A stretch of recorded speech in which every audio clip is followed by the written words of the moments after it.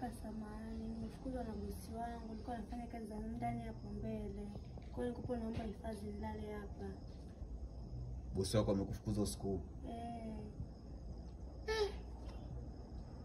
Sasa hapa inakuwaje na mimi naishi na rafiki yangu? Daudi. Daudi. Hebu njoo mara moja. Ngoja kwanza.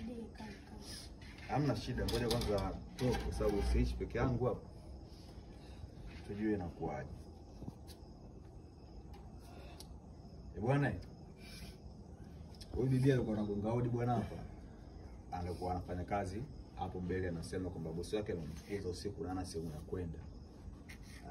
Kwa hiyo alikuwa anaomba hifadhi hapa tuweze kulala naye asubuhi. Anasema ataelekea anapoenda. Na mchana sasa hivi usiku sasa hivi saa 7 hivi. Nisaidie kaka. Na kusaidiaje? Sisi tuna wawili ndani, tunaishi wawili, utahala wapi? Mbona atakutupa lawama sasa hivi?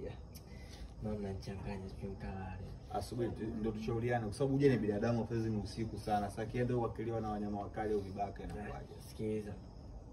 Unajua sisi wala mimi ndio kwanza namuona labda mmoja mbona mfahamu. Mimi nadhani tuvae mashati ya kutangaza kwa mjumbe afu tujifanye naye au tukamwache tu kwa mjumbe huko.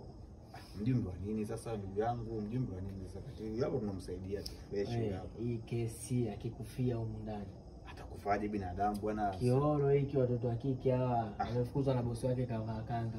Labda katoka kwa bwana wake kaachika kafumaniwa kesi, twende kwa mjumbe kwanza. Kaka kuwa na huruma jamani. Kwa mjumbe hakuna shida kwa mjumbe. Sio ngo watu wewe ndio uwe na huruma na sisi, ukitufia huko ndani sisi tukalale jela utasaidia na anataka bwana wewe. Twende kwa mjumbe kama hataki au sikia basi wewe lala huko mitaani hata store. Twende store. Na vipi store? Wewe lala huko mitaani hata store. Kwa sababu huruma huna, acha kuona mshikaji wangu. Haya. Tutapiga hata puli.